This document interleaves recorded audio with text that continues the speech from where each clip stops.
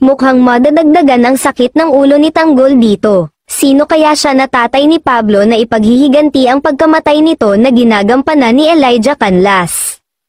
May muling aabangan sa FPJ Batang Quiapo. Hindi pa nabubunyag ang identity ni female rider na bagong makakasama ni Coco Martin ay may palaisipan muli ngayon sa mga netizens kung sino ang gaganap na ama ni na Pablo at Catherine.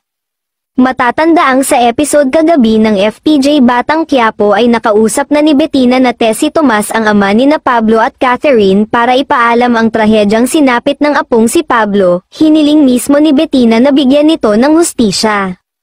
Kaya ang tanong ng netizens ay sino nga ba ang gaganap na ama ni na Pablo at Catherine?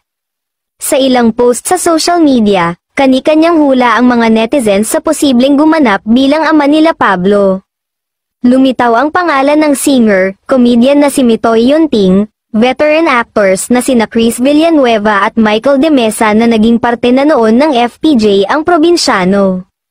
Samantala, taos-pusong nagpasalamat si Coco sa walang sawang suporta na ibinibigay ng mga manonood at sabi niyang, nakakatuwa kasi na-appreciate nila yung pinaghirapan namin, kasi talagang dugo at pawis ang pinagpuhunan namin para mapaganda namin yung palabas ngayon. Susulitin namin yung pagmamahal na ibinibigay nila sa amin. Kung kayo ang tatanungin, sino ba ang bet niyong gumanap bilang ama ni na Pablo at Catherine?